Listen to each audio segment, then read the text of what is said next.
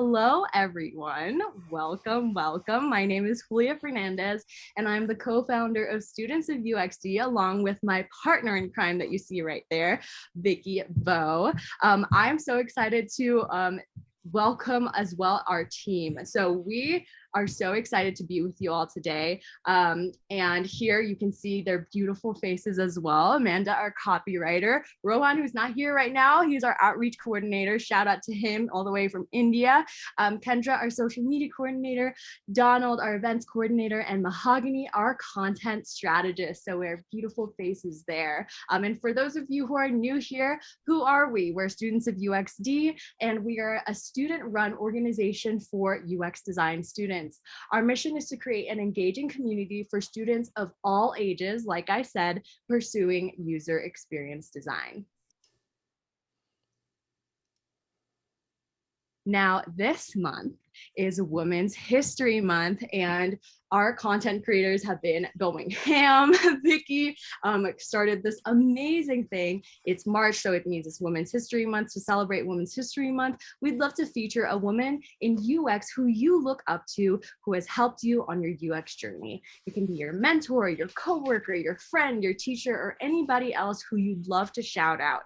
Please submit your nomination using the form Vicky is pasting in the chat, and we'll highlight them so that the UX community can learn just how wonderful they are. In Students of UXD, we love amplifying voices of people that we deserve to be heard. So take this opportunity to do that for someone you look up to. And also, what's next? So there's an upcoming event for our students of UXD, which is the what and why of design systems for UX beginners. We're super excited for that. Make sure to RSVP on our website. And we're so excited to see you there. And obviously, we always love to hear what you're learning, especially from this particular event. So make sure to share your takeaways with us on LinkedIn, hashtag SOUXD, and tag us at Students of UXD. We love being able to hear what your learnings are, what your takeaways are, and also share with the rest of the world who don't know about Students of UXD, so that you can see and show how much exactly this community has helped you learn more from what's outside what you're already learning. So I'm going to introduce our speaker, our second time speaker, Mr. Darren Hood. Darren is extremely passionate about all things UX, and he holds over 20 years of experience in human-computer interaction and interaction design, with the last 16 years working full-time in the world of UX, CX, and LX. Not only that, he currently serves as a senior learning experience designer for Michigan State University and serves as an adjunct professor for Kent State University's UX Design Master's Program. Darren is also the host of the World of UX podcast, which I 11 out of 10 highly recommend, and it's available through all of the different podcasting services. So that is in addition to a bunch of other experience that I'm sure you can see on his LinkedIn. But without further ado, please go ahead and take it away, Darren. All right, awesome. Thank you, Julia. Let's see, let's get the screen shared up here and let's get the show on the road. Hi, everybody. Those of you who are checking out my presentations for the second time, welcome back. So we didn't scare you too bad, if that's the case. Let's see. Can you see my screen? Yep, you're all set. Okay, good. All right. Today, we are calling this overall series, I'm sure many of you, if not all of you, know that we refer to this as Bubble Busters. Before we even get into today's subject, because I don't think I had a deck to share last time. I think we just did everything in an extremely informal manner last time. Today, I'm going to be a bit more formal in that I've got a deck to walk through, and I want to have this takeaway for you to look at later. But before we even dive in, I just want to talk for one moment about bubble busters. And please know that all the bubble busting we are doing it for everyone's benefit. I am, as Julia mentioned in my intro, I'm extremely passionate about all things UX. But even more so than that, I have been helping to build people for a good 40 years, practically. I'm older than I look. And I always want to see people do their absolute best. If you're already on a good path, good, we're going to help you to optimize that. If you're midway through, we're going to help you optimize that. If you've made a couple of wrong turns and run into a dead end, doesn't matter to me.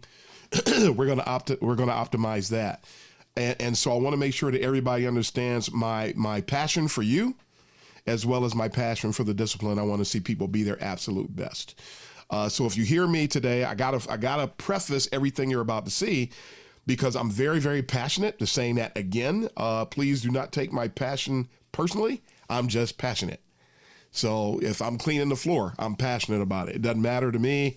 I'm just a passionate guy. So I want to make sure we mention that, because there are going to be some things in here that are definitely going to bust some people's bubbles. But if you keep in mind that I'm doing it for your good, I'm always going to reel you back in and help you see what you need to do, where you need to go. I think it'll help to sort of ease the pain of the bubble busting. And I will be there to catch you when your bubble busts and you're coming back down to earth. So fair? Okay, I think so. Let's dive in to the message for this time, the topic, I should say. The topic for this bubble busting session is called The Problem with UX Education, with a subthought of how to optimize your learning journey. So we're going to be approaching UX education at large, and then we're going to give you some plans, some things that you can do to make your learning journey the absolute best that it can be. We're going to save you some money, make sure that you're following the appropriate paths so that you're not running into too many pitfalls, or try to eliminate the pitfalls altogether. If it was up to me, we're going to do some things to help everybody out here. So let's get into the content. As always, everybody doesn't know me, so just really quick, by way of introducing myself, on top of what Julia mentioned, I've been doing UX now totally full-time for over 23 years. I designed my first website in '95, was using principles that we now associate with UX today. So I'm a first-gen UXer. I was doing UX work when we had our old AOL floppy disks that were coming in the mail and things of that nature. So I've been around that long doing this kind of work. I've got a master's, UX-related master's from Syracuse. I've got a UX-related master's from Kent State University. Constantly speak right everywhere. It's why you see the World Usability Day logo, just in case you didn't know what that logo was to the far right. I speak globally. You can always find me on someone's podcast or speaking at a conference somewhere. I do a pretty good job of getting around, and it's all about spreading that passion and helping people to be their absolute best.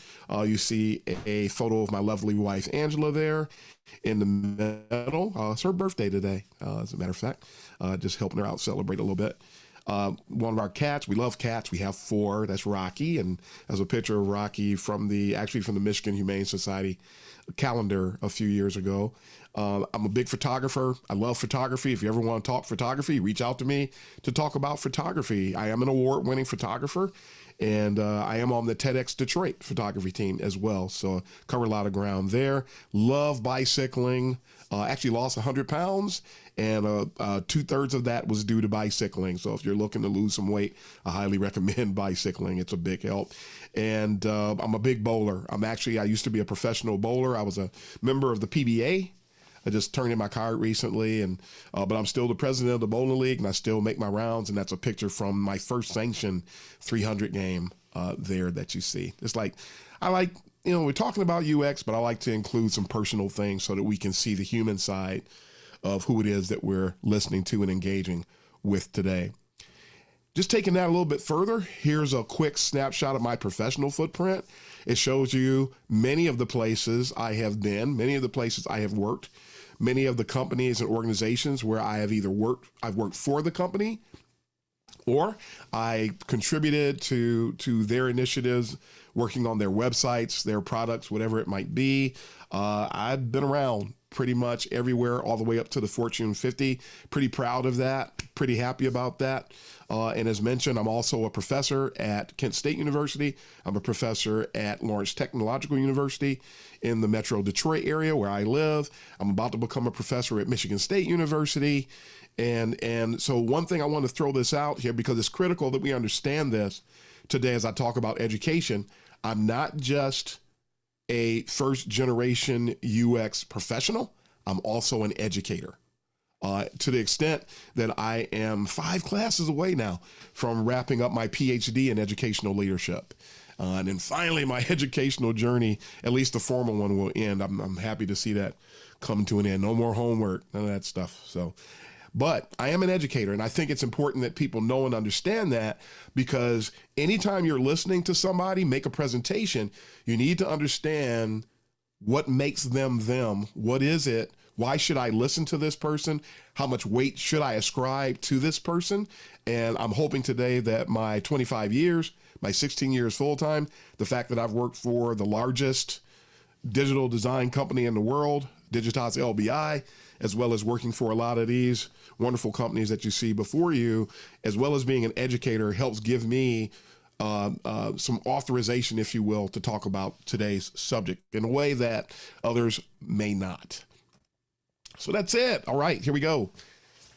Everybody is on this call today because you have a desire, you have a passion for, you have an interest in being a user experience professional and advancing in your career. And everybody who is in UX always asks the question, and not just at the beginning, but it continues throughout your career. How do I advance? What can I do to get better?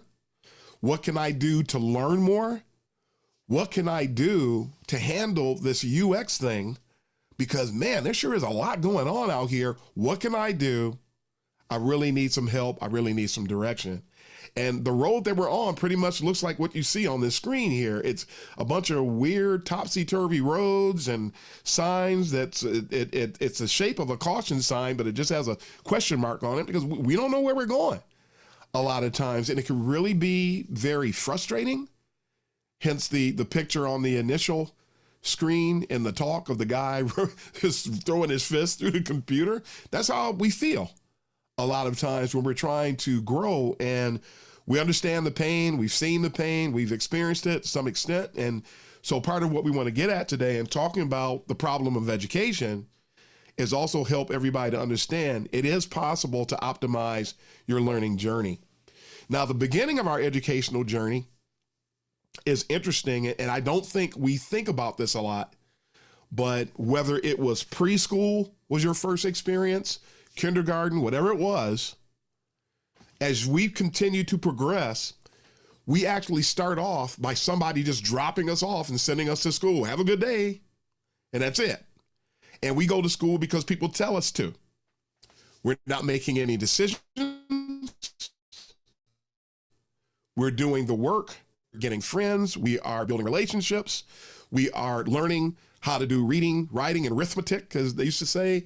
And we're doing the whole shebang, but we're not really engaged in that path the way that we're going to be as time goes on. So we go through our entire journey, K to 6, 7 to your junior high school years, 7 to 8, 9, high school years, undergrad. And we go through these paths, and until we reach undergrad, we're not really making a whole lot of decisions. We make some, whether it's college prep, if you go to a school where they have curriculums for you, some people do, some people don't, some people didn't, I should say. But a lot of those things are still sort of spec'd out for us. And so we never give it a thought that when the time comes where now we're looking at getting into UX, and the question comes up, what do I do to further my career? What do I do to learn more? What do I do to navigate my own journey and help pave a way of success for myself? And when education becomes a part of that, and it is, it's very strange in that it's actually the first time for many people, even if you did go to undergrad, even if you did that, it's the first time that we've done it. When you really think about it, we didn't make decisions in the fourth grade like that. We didn't make decisions in the seventh or eighth grade, extracurriculars aside. This is more what we're doing now and trying to identify and optimize an educational path today for UX is completely different than what we did in the past. And so we don't realize that we have to lay a foundation and we need a strategy because we're about to do something for the first time that we have no skill in to a great extent. And to make matters worse, there are problems. There's a conundrum. There's a lot of static. The picture is not clear. There's a lot of noise. And so we're trying to not only make educational decisions that we've never made before, but we're doing it in an arena where the educational path is not clear all the time, where a lot of the venues that claim to be educating us, they're not really doing a great job at it. A lot of what people are calling education is not. It calls us to question what we really know education to be, because education is a science, just like UX is a science. Educational paths is part of what I'm learning in my educational leadership PhD. There is a huge science behind designing courses. There's a science behind designing curriculums. And by the way, not only am I getting a PhD in educational leadership, but I was an educator before I was a UX designer, and that's actually what got me into UX. So I've got 30 years of experience. I've got more years of experience in education than I do in UX. I have several certifications, including a master trainer certification and a grad certificate in educational technology from Michigan State University, where I work today. So when I talk about my being an educator, I actually am more experienced in education when you really look at it than I am when it comes to UX. So bringing a lot to the table, over 50 years of experience between the two. And there is a lot that's going on out there that people say they're educating you, or they say that they're trying to give us tips. And I beg to differ. Let's look at some examples of the noise that's out here as part of the conundrum. Have you ever seen something like this where somebody says before UX and after UX, and then they put something out here like this, and they show you these two illustrations. They don't tell you how they arrived at the second point. They just throw this out here. They, as some of us would say, drop the microphone. They feel that they've done something great, as if they've shed light on somebody, but without providing insights about how you got from before to after. Not only are you not really shedding light on what UX is, because people will do this and they'll say, this is UX. A lot of times that will accompany this, an image like this, and it's pretty popular. Not only did they just show you two images, and they're showing you this without giving you a breakdown, they are causing people to oversimplify what user experience is. That is a major problem, because it sets improper expectations for those that are up and coming. It fails to show stakeholders and your C-suite leadership how we got from point A to point B. So they end up oversimplifying what it is that we do. And so nobody ever understands the depth, and that causes a lot of problems, which we won't get into today. We'll save that for another time. But this is an attempt to educate actually does the opposite. It actually has detrimental effect on individuals as well as a discipline as a whole. Here's an example, and I did leave the school's name in on this one. I hide this stuff sometime, but this time I got to do it because this is coming from an educational institution. So I'm sure a lot of us are familiar with Flatiron, or you've heard of that before. The reason I included it is because they are an educational resource. And I know here's a big bubble. We've already probably busted a couple of bubbles for folks. Here's one of the biggest bubbles that exists in UX. UX is not UI. UI is not UX. And anytime you see UX/UI, we're not going to say anything too crushing. What I will say is this: when somebody is saying UX/UI, that person is in need of getting more understanding about that, especially about the impact that occurs every time somebody says UX/UI. It actually reinforces stereotypes about what UX is. And today, a lot of people still don't know what UX is. So when they hear you say UX/UI, it reinforces the stereotype that we are strictly aesthetic, that we're strictly graphical. Just like that first example, that does it as well. So when an educational institution, an institution of higher learning says UX/UI, that creates a problem. And I for one have been laboring to try to get people to stop doing this for years now. And it is going to be a long road to get people to stop, because every time we get through to a handful of people, somebody like Adobe or another big company goes out there and says UX/UI, and then we got to start all over again with quite a few people. So that needs to be changed. But it contradicts what we're trying to do. And some of the ethics associated with education really get violated when somebody does something like that. This is just a screenshot that I got off of images.google.com. And really I'm drawing focus to the caption or the title. And my understanding is that that's the name of the article where this image came from.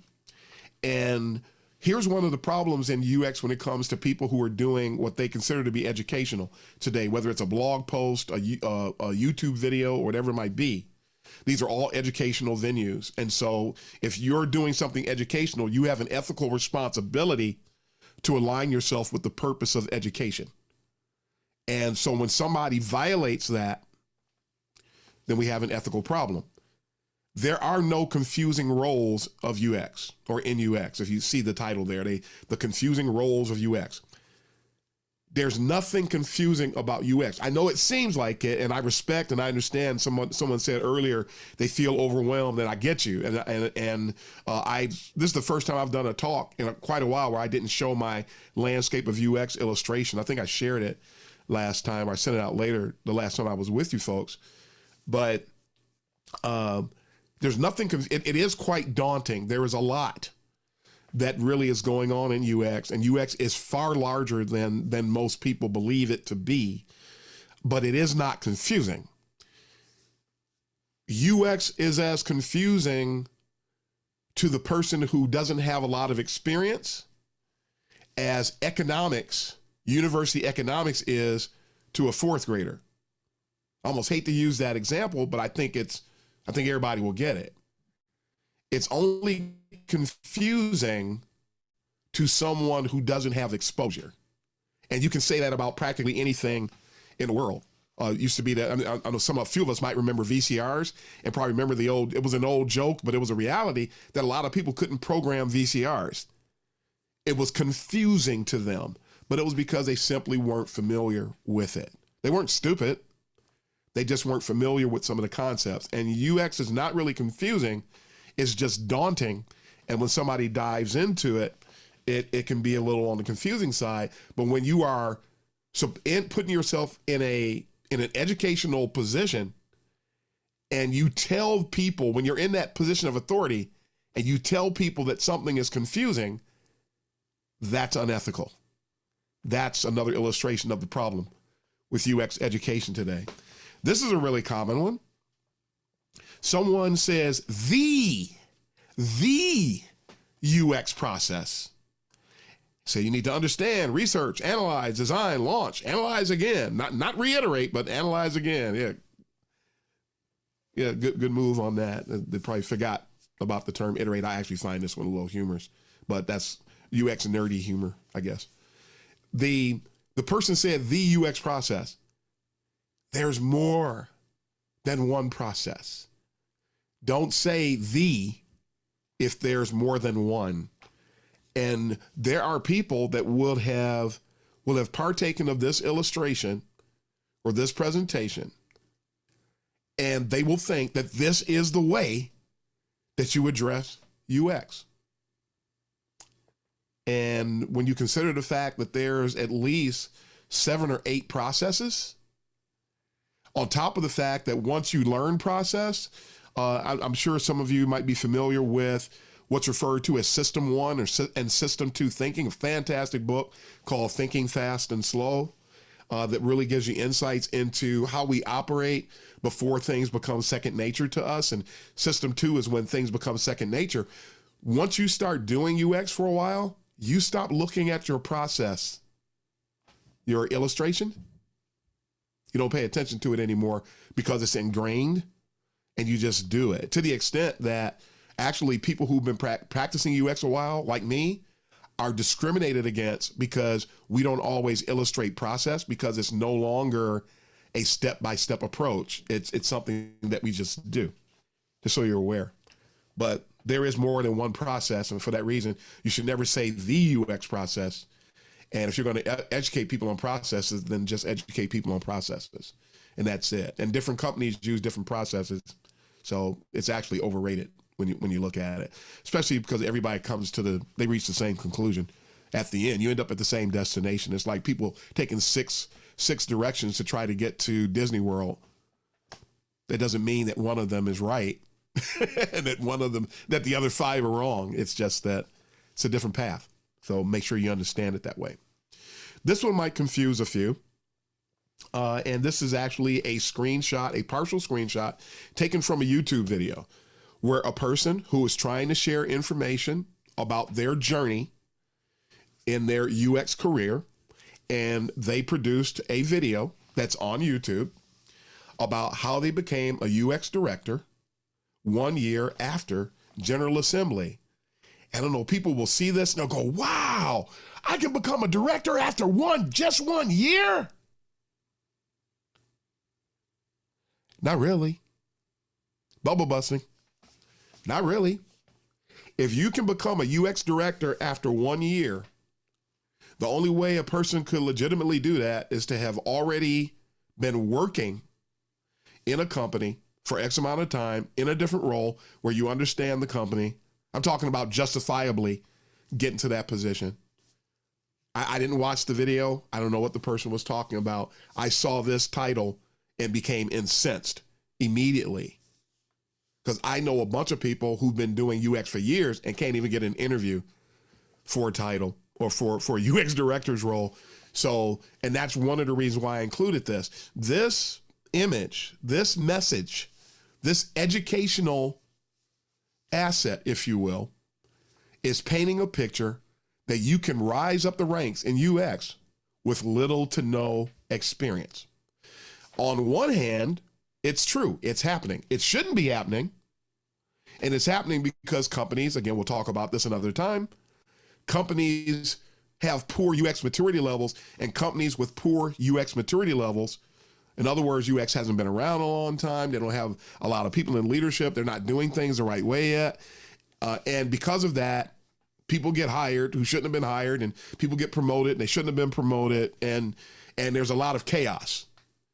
And that's how you can become a UX director after you went to a boot camp. And in that boot camp, there is nothing that prepares you for a UX director's role. That's ironic.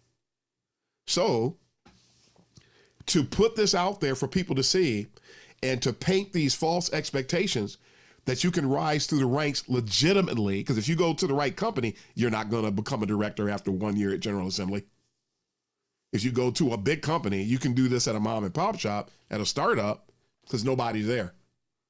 But this should not be presented as if this is a standard or a normal occurrence.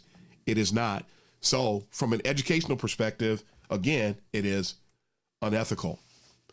This one, I can touch on this one really quickly, and it's just a training company, a formal educational resource, not a higher learning, but just a training institution, wrote an article about how UX icons can cause confusion. If we were interactive, if we were all in the same room together, I would ask you, what do you think is wrong with this presentation, especially after the other 5 I just covered? So I just have to tell you, There is absolutely no such thing as a UX icon. Zero. There is no such thing as a UX icon. This is a training company. A training company is coining a phrase that doesn't exist. And if you go anywhere and tell people, we need to straighten out our UX icons, they are going to look at you. Please don't do that. They are going to look at you as if there's something wrong with you. There is nothing anywhere, nowhere. There's no such thing as a UX icon. And iconography, which is what they're really addressing, and they probably mentioned it in their article. Iconography, icons cause confusion. Let's drop the UX. Icons are confusing. You know, one of the reasons why? Because less than 10% of all the icons in existence are understood without text. People try to use icons when they shouldn't. So they're basically talking about something that's already a norm, and then they slap UX on the front of it. And that, from an educational perspective, is unethical. Let's dig a little deeper. 3 more of these types of examples just to show you about the problem with UX education. And we'll get into some of the other ones as we go. Here, somebody is trying to illustrate the difference between UX and UI design. But here's the problem, and we're going to cover this one quickly. Here is the problem. The problem is that everything on the UI side, UX has a hand in some way, form, or fashion. We are involved with visual design. We may not produce it, but we at least want to evaluate it to make sure that the user experience is optimal. We are involved with color psychology, and we might say something. A UX professional might address color psychology because of the impact that we think that it may have upon users because of the different colors that might be used and what we know from a research perspective with those colors. We don't do graphic design, but as it is with visual design, we may want to evaluate the graphics to make sure that everything is heuristically up to snuff, to make sure that everything is appropriate. We are concerned with the layout. We are concerned with typography, and typographic principles. We are concerned with that. So according to this person, UX people aren't concerned with that. Not true at all. So they're trying to educate people about the difference, knowing the difference between UX and UI design, and the person really hasn't accomplished that at all. So thumbs down on that one. The next 2, I want to show these side by side, and some of you might actually recognize these and know where they came from. I will not tell you where they came from, but I will tell you they both came from the same exact source. And you would think that there might be a bit more alignment with them, and there are 2 different sets of messages, so I will give them that. But the information in the first one about when it talks about, they're trying to show you the difference between UX and UI. And what they're showing here about the application, the focus, what UI creates and what it results in, UX people do all those things too. And you really have to look at them. Let me illustrate this way, because that probably won't make it too clear. We have to look at them side by side. So I'll touch on a couple of these. So the application for UX, they say that it's physical and digital products. Well, UI people work on physical and digital products too. So does that really show you a difference between the 2? No, it doesn't. UX focus, the full experience on the user's first contact to the last. I find that interesting because that sounds like CX. I've never heard anybody say that about UX, but I do hear people say that about CX. I just found that interesting. And then it says that UI's focus is on the visual touch points that allow users to interact with a product. Well, UX is concerned about that as well. So there's no real differentiation there. And the first statement sounds like what we call a filler, because you don't really hear anybody saying that about UX. They say that UX creates structural design solutions for pain points that users encounter anywhere along their journey with the product. For the record, for those of you that don't know, that is also CX talk. Matter of fact, almost everything that's on that side can be related to CX, which makes you wonder what they're really trying to get at here. Touch points and pain points are discussed from a UX perspective, but they're huge in the CX community. On the UI side, and yet UX too as well. Not that it's incorrect. It's just that it's interesting that it's borrowing from the CX lingo. UI creates combinations of typography, color palettes, buttons, animations, and imagery. UX is concerned with all of those things, and in some cases may be responsible for the creation of them. It does happen. And for the record, UI is actually a subset of UX, but it's not UX, and UX is inclusive of everything that goes on in the experience and not just UI. So everybody understand they're not one and the same. They should not be used interchangeably. Lastly, UX results in products that delight users with their effectiveness. UI, they say here, results in products that delight users aesthetically. UX is concerned about that as well. So the conundrum then gets furthered, because if you study this, if somebody presents this to you in an educational experience, and then you encounter somebody like me, then it's going to be boom. You're going to go, wow, really? Because I'm going to say, no, that's not true. That's not true. That's not true. That's not true. And you just paid these people a lot of money to be misinformed. Not going to be happy behind that. The elements in the other, we're not going to spend a lot of time in this last one, but in this UX, UI, yes, UX focuses on competitive analysis, customer analysis and user research, product structure and strategy, content development, prototyping, wireframing, testing and iteration, coordination with UI designers, coordination with developers, analysis and iteration. Thumbs up on all of those. They show an overlap between UX and UI where it comes to design thinking, aware of user needs, goal product that delights users. That's all on the UX side. That's not an overlap. The UX person might be concerned, or the UI person might be concerned, but those are all UX things. UI, understanding of UX design, process, and service, they may or may not have to. UI, these are visual design people. These are presentation layer people. All they need to be concerned with is producing what's been handed to them and making it look good. We do the bones, they do the skeleton. Or we do the bones, and they do the skin, the hair, the look, and the feel. That way. Customer analysis, that's UX. Design research, that's UX. Not that a UI person can't do research, but research is usually in the domain of UX. Branding and graphic development, that's UI, but UX is aware of it, so it's not like UX is not involved. User guides and storylines, that's more UX. UI prototyping, that's mostly UX. Interactivity and animation, UI will be greatly responsible for it, but UX still has their hand in it in some way, form, or fashion. Adaptation to all device screen sizes, that's usually UX's responsibility with help from UI, but UX is not, it's not like it's over here and it's not on the UX side. And lastly, implementation with developers. UI people will be a part of that, a big part of that. UX will all to an extent. All three of these images are not communicating in an ethical manner. They're not really educating. And this is where the problem in UX education comes into play. Really, really critical. So, and I've got a problem with my presentation all of a sudden. So here we go. All right, we got it. So when you see things like this, you wonder, okay, what is my course of action? Because all of these things are going on. It's noisy. There's a lot of static. The picture isn't clear.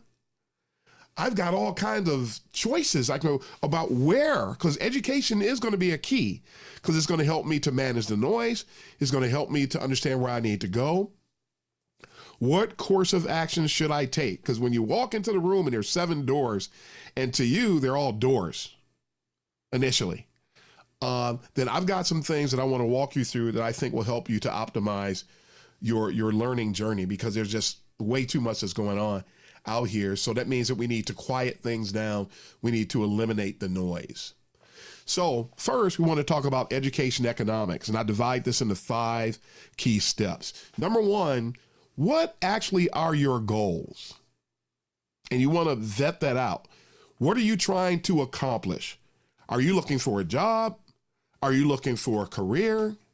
Have you really learned enough about UX that you really do believe and think that you want to pursue this for the next 15, 20, 30 years? Do you really want to make a commitment like that?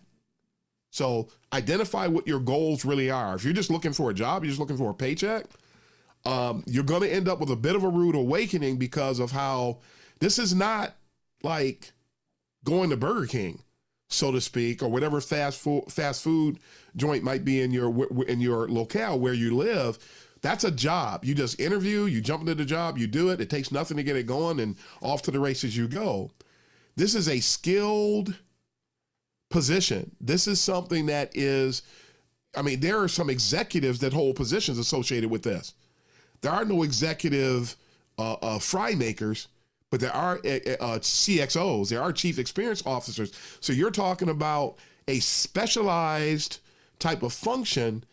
So we're talking in the Midwest, a starting salary for a UX professional for the last few years. They're trying to drive it down, but it was like $75,000 a year. That's a far cry from the $30,000 or $40,000 that you get from unskilled things where you can just train somebody and throw them on the phone and let them go. So this is completely different. So make sure that your goal is realistic, and make sure that your goal you understand what you're opting into. Next, after you properly identify what your goal is concerning UX, there are different learning modes. And so you want to consider what learning modes are out there and understand which ones you feel best suit you, which ones you feel you learn best in, and that you'd be most comfortable in, and which ones will lend themselves to your schedule. What are some of those learning modes? You have what's called, and some of you might be hearing these for the first time, you have synchronous learning modes, which includes face-to-face. If you're online, you're actually meeting somebody online at a certain time, like this session today, right now, not the people who watch on the recording later, but everybody who's here right now, this is a synchronous experience. We are all together. If it's asynchronous, that means you do it on your own time. So anybody who's watching the video later, that would be an asynchronous experience. If you are in an online degree program or an online certificate program, and you just get your assignments and you do it on your time, that is asynchronous. So maybe asynchronous better suits you for the way you're scheduled. Maybe you have a family. Maybe you need to have more control over your schedule. Maybe it's not good for you to sit in a classroom for 2 or 3 hours a day. Maybe that doesn't work. Then if that doesn't work, then you don't want to do synchronous because you need something with more flexibility. Then you also have your self-study or your self-paced learning, which is more on the asynchronous side of things, but it's where you can complete things just totally. At least with asynchronous, you might have to fulfill some tasks, assignments that week. But with a self-study, self-paced, you might take 3-4 weeks to do the work. If that's what you want to do, if that's what you need to do, then that's fine. So consider the different learning modes that are available to you and make sure you factor that in. Don't just, oh, somebody is offering something, I want to go and do that. Don't just jump into it, because you may be have a rude awakening, and after that you may be out of X number of dollars, and this is not a time to throw money away. And speaking of money, consider what's your budget, how much are you willing to spend, and then another thing that comes up, investment, and this has nothing to do with the money, not completely. How much of your time, how much of you as an individual are you willing to put into this? Because one of the things about UX that people don't understand and don't get told a lot of times is that UX is still roughly 20 to 25 years old as a mainstream professional practice. So if it's only that long, then that means that when you come over on this side of the fence and join UX, you have your job, you have your team, you have the company that you work for, but you also have a responsibility to the discipline. So you always want to make sure that you're doing things that are going to benefit you, your team, your job, your users, and the discipline as a whole. That's part of whether we opt in or not to that, whether we accept it or not, that's part of what we're going for. Then you want to evaluate alignment. How much are you really aligned with what you think, the direction that you think you're going to go? Make sure that you're checking to see, okay, everything I've looked at, this really fits me. I don't think I should do that because I don't think that's going to work. I'm not ready to spend that money or whatever it might be. Make sure that you evaluate alignment. And after you get all of these factoids, after you know what they are, after you've identified everything, make honest and informed decisions. Don't try to shoehorn yourself into something where you don't fit. Make sure you make good choices because that's going to help you to fulfill the investment part of what it is that you're doing today and see something through to the end. You have 5 different options to choose from. We mentioned self-taught, self-paced. You can read books. You can look at YouTube videos. You can listen to podcasts. And there are people that are still doing this today. When I first started, we didn't have the bottom 4 things that you see here. We didn't have any of them when I first got into UX. So we were all self-taught and everything was self-paced. We didn't have a choice. Today, you can connect to the students of UXD.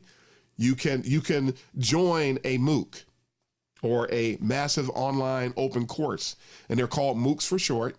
And that's your Udemy, Coursera, edX, Khan Academy.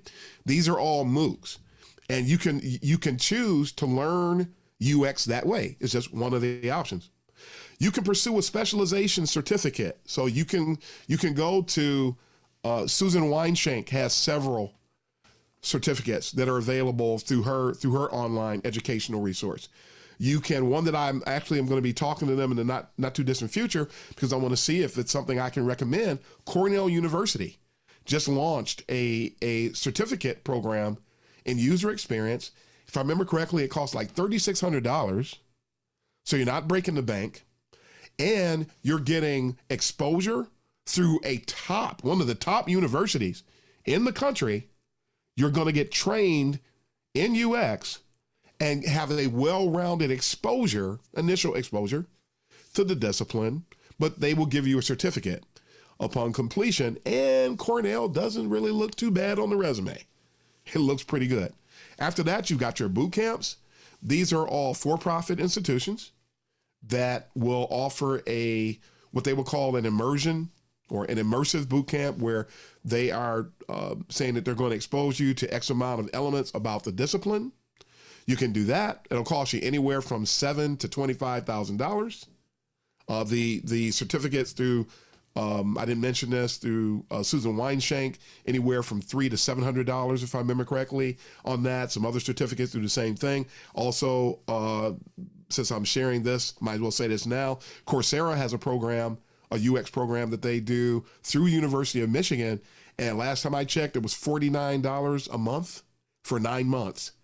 Nobody can beat that at all. And I recommend that people enroll in that quite a bit. And you get the design and the research side from an accredited institution with people that are actually teachers, which is a problem in UX education a lot today as well. So then the boot camps, though, $7,000 to $25,000. Some of them will pay you while you go, and then they will take part of your check when you get the job. On one hand, I'll say to each his own. As other, as an educator, I'd say I highly advise against that. Letting somebody take part of your check later. That's like going to a check cashing place. Reminds me of that a little bit. And then you've got the degree program, which it's going to be accredited. It's going to be well structured. There's going to be heightened senses of accountability. There's usually really good course design in a lot of them, but everybody can't do a degree program, so you might have to go elsewhere. So taking that a step further and looking at expectations, and we'll talk about this again in a moment. The self-taught, if you go that way, it's inexpensive and it's immersive as you make it to be, but it is very, very slow. It's at a snail's pace. It's molasses in Alaska in the winter, slow. It's very, very slow. So just so you're aware of that. If you choose to go through a MOOC, there are lots of options available, but truthfully, only few of them are really trustworthy. I recommend the Coursera option. I really don't. I'm considering doing the same with another group, which I can't really share right now, but want to do something that's immersive and give people the experience that they need so they can build on it for their career. But there's a lot of things where you saw the examples that I shared with you of a lot of the noise that's out there, there's a lot of noise in the MOOCs as well, because nobody's there to validate whether or not the course materials are appropriate from a UX perspective. So can't really trust it. The specialization certifications they're immersive, they're focused, and they're a pretty good mid-level option. You're not going to get the bigger bang for your buck as you would say with the, and I'm talking about some of the smaller ones there. The Susan Weinstein certificate is good. It's dependable. It will really help you to learn about a lot. I don't know how much it's going to help you on your resume. If you go through Nielsen Norman Group, you can take those courses and then you can get take a test for a certification toward the end.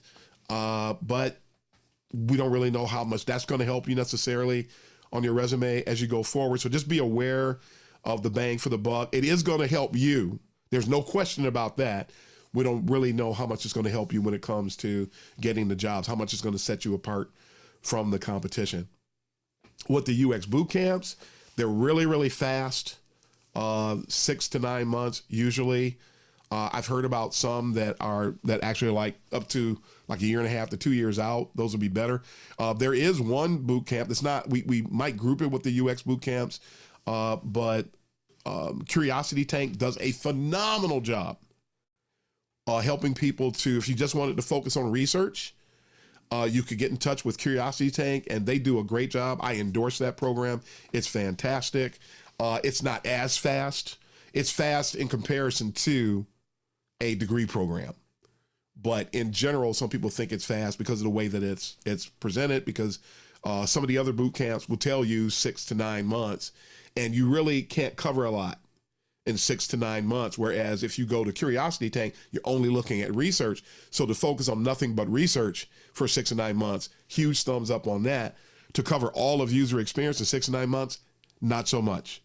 And you will end up with some problems when you go through and try to learn something that fast. And also for the cost, that's quite a bit, $25,000 for something that I can actually go on and Google and find the same information. I'm not signing up for that. And there are some pedagogy problems. Somebody's wondering, what is that? It has to do with the way that the courses are structured, the way that the content is designed. There's a lot of repurposed content copied from off of the web. And then for your $7,000 to $25,000, I don't think so. And then degree programs, they're accredited, as mentioned earlier. They're well structured, but they are expensive. So you have to decide what's best for you based on what you have to offer. With a recap of the key factors, make sure you identify your goals. Consider the learning modes. You might not be, if you don't understand what one is, seek to learn more about it before, so that you don't go in there, make an investment, and find out you don't like that format. Consider your budget. Make sure you are invested. Evaluate how well you're aligned with something before you dive into it. Evaluate your options and make sure that you make honest and informed choices. When it comes to educational options, you got self-taught, self-paced, again, your MOOCs, specialization certificates, UX boot camps, and degree programs. And there are not a lot of undergrad programs for UX. There are more and more grad programs for UX that are popping up. And I just found a PhD in UX at Michigan State University. They do have one now, so they are available. But you've got to be ready for that. You got to be ready to pay the price and be ready for the long haul. Some people don't have the patience for it. I would encourage you to get the patience because it's going to pay off for you, but it is what it is.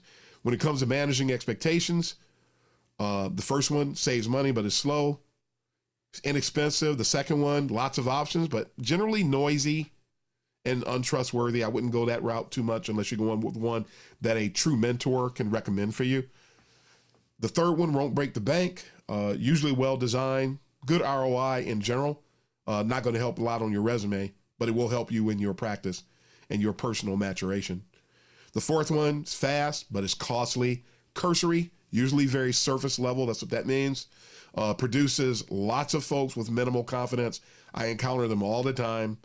And you don't want to go through, pay $25,000, 10 for that matter, to go through something just to later talk about having imposter syndrome. And we'll talk about that another time because I run into a lot of people that's how they feel. And a lot of people express regret for having gone through those. I even talked to people that and helped them to get out of a boot camp commitment when they found out what was really going on.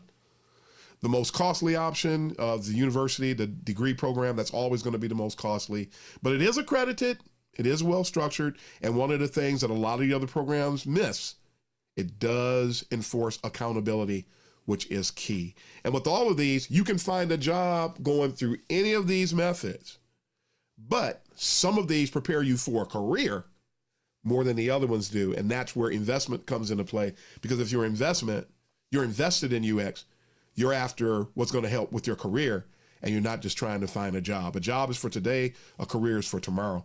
So let's keep that in mind. So that's it as we wrap up. And then we'll take some questions. The world of UX, folks, it is complex. It is indeed complex. It just is what it is. Education can help you to navigate it. So keep that in mind. That's the value proposition for education. Interestingly, we don't usually have a sound strategy for educational pursuits because we're used to somebody laying something before us. You don't get to do that this time. With UX, you need to have a strategy so that you can make a good sound decision, and don't let your zeal dictate what you run into. And that's what a lot of people are doing. They're zealous, so they just do something and everything is whimsical and it's haphazard, and whimsy and haphazard approaches don't usually pan out well in the end. So we want to help you to avoid that today. There's a plethora of faux educational resources and an abundance of options. So this makes things a bit more challenging. You can't just go in and make a choice, because some of these choices are bad for you and bad for the discipline as well. Make sure you identify your goals, your learning mode preferences. You want to identify your budget. Make sure that you've got that checked out. How much do you really want to commit? And then make sure you are aligned appropriately. The challenge is identifying what best fits you. So do you have the absolute best educational and learning path? And no matter the choice, please have proper expectations. That's one of the things that's usually out of sorts today. And by the way, if you went to a boot camp, you can tell I'm very anti-boot camp. I am. But it's because of what I've seen them do, and a lot of things that maybe I will dedicate one full day into showing you why. But don't fret, because we also help people who have gone through boot camps to right the ship after the fact. Because if the ship sailed, the ship sailed. But please don't fret. Don't beat yourself up. And I'm not against you. I am for you, and that's why we stand up. And if I saw you about to drink some Drano, I would stop you. If I saw you getting ready to sprinkle Comet on a sandwich, the cleansing solution for your bathroom, I would stop you. If I saw you about to drink some antifreeze, I would stop you. If I saw you trying to or thinking about going to an educational resource that actually violates a lot of educational ethics, I would stop you. There's the parallel. So don't fret. We'll help you to get over that as much as you allow us. And be ready for the path of lifelong learning, because when you get into UX, no matter what program you complete, you can celebrate the completion, celebrate your graduation, but we're in this for the long haul. So we never stop. I have 2 master's degrees. I'm working on a PhD, and I will never stop learning. I will just stop the formal part of learning, but I will continue to learn. And the same applies to everybody else on the call today. So that is it for the presentation today, folks. Where you can find me, the World of UX podcast is available, as Julia mentioned, anywhere where you can get podcasts. I am on Twitter, UX Uncensored, on LinkedIn. A lot of people connect to me there. We also, something I did not include here, we have something called the UX Chit Chat Hour, where we get together on the last Thursday of every month and just talk to UX professionals from all over the world about any and everything. Everybody's having a ball with that. It's like a coffee house conversation. Connect with me on LinkedIn, and you will see there's an event, actually. We start logging events on LinkedIn, so you can find the event and register for that. Last Thursday of every month, 12:15 Eastern time in the afternoon there, for about an hour, 15 minutes, no longer than that, unless people can stay, and sometimes they want to. I'm on Twitter, UX Uncensored. I have a YouTube channel. I'm about to start churning out some content there, including something called UX Building Blocks. So we got a lot of stuff that's coming. We got a lot of stuff that's out there, and it's all to help people be their absolute best. Contrary, I'm going to say this too, and this might ruffle feathers, but that's what I do. A lot of people try to paint the picture that UX seniors that we are against, that we're gatekeepers, and that we're against people getting jobs, we're against developers, and that we hate up and comers. That couldn't be further from the truth.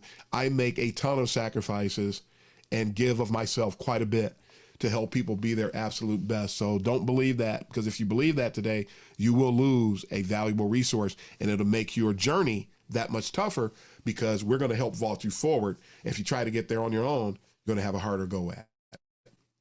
So that is it. That is it for the presentation. So thank you again, folks, for your time, and ready for some Q&A. That was amazing. I'm not sure if you can see, but there's a few people already doing that emoji, that clapping emoji for you, Darren. I don't know if you saw in the chat, I was like, mic drop, because I was like, there are so many things in this presentation where I'm just like, finally somebody like is able to articulate so many frustrations that I myself, as a student of UXD, like there's so much light that's being shed on a lot of misinformation. And I know that, that's something that you kind of highlighted for us. And I think that one of the questions that, just like basically like hits the nail on the head is from Sophie. And Sophie asks, do you have any advice of how we can avoid paying for misinformation? It's hard to know exactly what the course will include, but what's the best way to do you have like a set of like bullet points, just things to look out for when, trying to figure out if you are taking that, boot camp route, like, or not boot camp necessarily, but, the route when you're trying to take courses, like, is there any recommendations that you would have other than the ones you've endorsed? There's, one comes to mind. And I actually started working on this for my podcast, and I haven't finished flushing it out yet.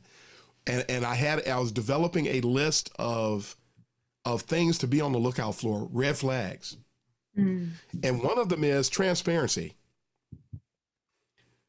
Why is it, you ever wonder, why is it that some folks do not want to let you see their curriculum? You ever wondered about that? Oh. You want my information, but you won't let me see your curriculum. Now, if I don't sign up, you're going to sell my data. You're going to make some money off of my data. So you've already shown that your commitment is to the almighty dollar instead of looking out for me as a student, which is also unethical. Mm-hmm. We need, as students, we need educational resources that are going to have our best interests at heart as students. I talk about this as I work at Michigan State. I'm working on a big project for first and second year student experiences. And I talked about, you got to make sure to show the people that you're humane. You got to make sure that you show people that you care. You got to make sure you show people that you're in it for them and not for you. Mm-hmm. Can you do something that's going to benefit them where you get nothing? Mm-hmm. That is, you gain nothing.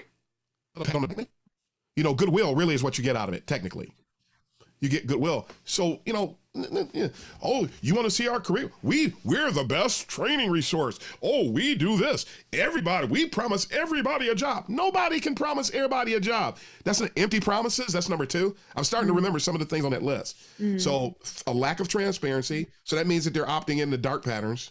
Mm-hmm. So that's not good. The empty promises is huge. If somebody says that we can help you find a job, that's a lie. There's nobody in the face of the earth that can guarantee you a job. Mm-hmm. Nobody. So when they tell you that, and then they'll tell you things, some of them will tell you, oh, when you graduate, just put on your LinkedIn profile that you're freelancing. If you don't have clients, you're not freelancing. So they'll tell you to lie. And so some of this is like reverse engineered. You can go on LinkedIn and see people that have gone to certain schools. Look and see what those people are practicing. Mm-hmm. And notice I said, look at what they're practicing and not where they work. Because that will deceive you. Mm. If they are saying that, oh, I'm a freelancer and they haven't done any work in 2 years. And if you talk to them, well, I'm not, this has happened. This is not an exaggeration at all. Oh, I'm still looking. Well, how many clients you got? You say you're freelance. I haven't had any clients. You'll find that out when you talk to them.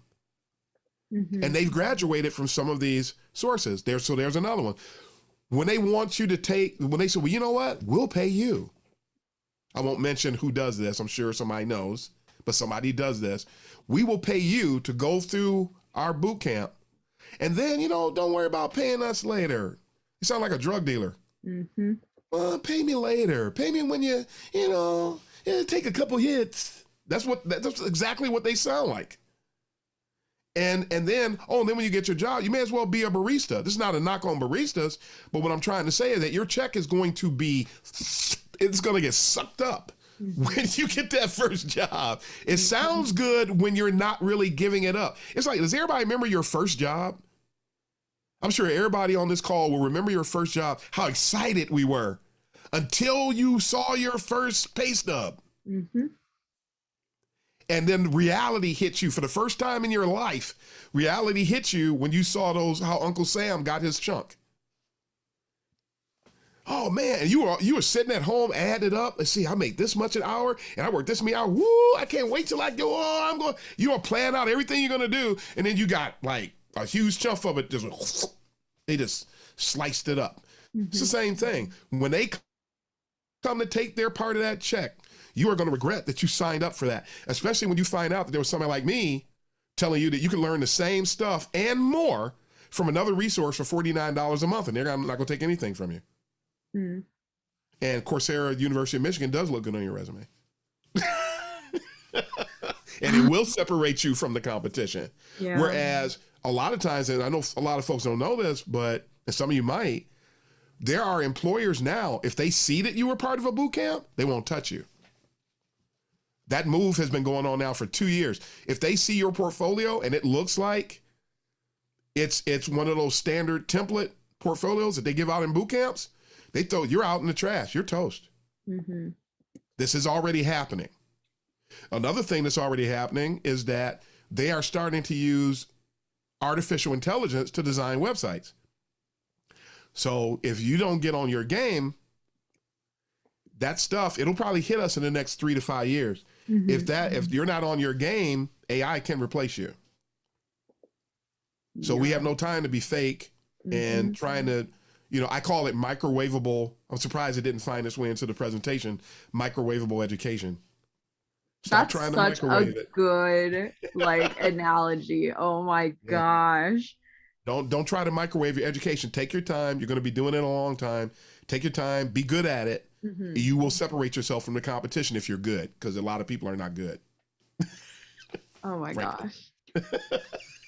That is so good. Okay, so we have another question, and I know that we're gonna do start wrapping up at 11:45, but Diana asks a really interesting question. They ask if a student of UXD wants to document or share their learning journey through videos or, let's say, blogs, because, we were talking about how a lot of UX influencers, unfortunately, tend to spread misinformation. How can we do this ethically to help beginners in the community, and not to be kind of that part of the reason behind the reason why there's so much misinformation that we didn't realize was misinformation in the first place? Yeah, that is phenomenal. And that's why I just giving an applause on that, because that's what I'd say, that people who are just starting, that's where your power is when it comes to speaking. Because I come across a lot of people, I'm on Medium now too. I didn't talk about that, but I wrote a Medium post called The Best Way to Learn, because I got tired of people saying the best way to learn is to go and teach others about it. You don't know anything. That's that is educationally unethical. But what you can talk about is your journey, and you should. People need to hear your journey. If we were all in the room, there's 1,000 of us in a room, and everybody was new to UX, we have 1,000 different stories. And do not discount your story, no matter where you are, no matter how many people you work with, no matter what your skill level is. Your journey is valuable, and other people need to hear it. I need to hear it. Everybody needs to hear it. Everybody should share their stories, but don't do like this one guy who went on YouTube and he actually wrote an article. And he wrote an article talking about his journey at the boot camp and how it wasn't what he was given, a bunch of promises and none of them came to pass. And he was frustrated. And he told his story, and then a bunch of people patted him on the back for telling his story, but it went to his head. And now the guy has 50 billion, and I'm exaggerating when I say that, 50 billion followers, and he's doing all kinds of stuff. And now he's talking about stuff he doesn't know. So if you do go out there and share your story, to keep from being unethical, always make sure that you limit what you do to what you know. Don't christen yourself. Don't knight yourself. Don't deputize yourself, and all of a sudden, you're this great voice of UX, and this guy's so arrogant, he's going around blocking people like me on LinkedIn, but he's a voice, right? I don't think so. And he was interviewed on a show, and he couldn't answer any questions, so he danced around it. Well, you shouldn't have been on the show anyway. You shouldn't have been on the show. So why, you don't have anything to say other than, unless we're talking about your journey. So it's a really strong checkpoint there for people individually. Don't step outside your bounds. Know where your boundaries are, which is a part of emotional intelligence, to have a really high level of self-awareness. And that's another talk that we might be able to do. I did want to talk on that before, because that's really critical to success in UX. And ironically, that's the number one point, strong self-awareness. So if you don't know, you know what? I don't know how to drive a stick. Well, then don't get behind the wheel of a stick. Don't get behind a manual, don't sit in the driver's seat in a manual transmission car. Be honest. I don't know how to drive a stick. Julio, do you? Would you mind driving? Yes. Let somebody know. Reach out, but don't sit here sitting in the seat and then start posing, and because that's what these people are doing. Hey, you don't know how to drive? Get out of the seat. Yeah. That's what people are doing, and they're selling. They're hurting everybody when they do this, and then the C-suite people see it. They see this guy. He has no idea what he's talking about. They see you. They're where they are because they're good at spotting garbage. There's there's only so much you can do. Like, I know there's like the whole term fake it till you make it, but like, wrote about that too. Found out where it came from. Dangerous business. Don't fake anything.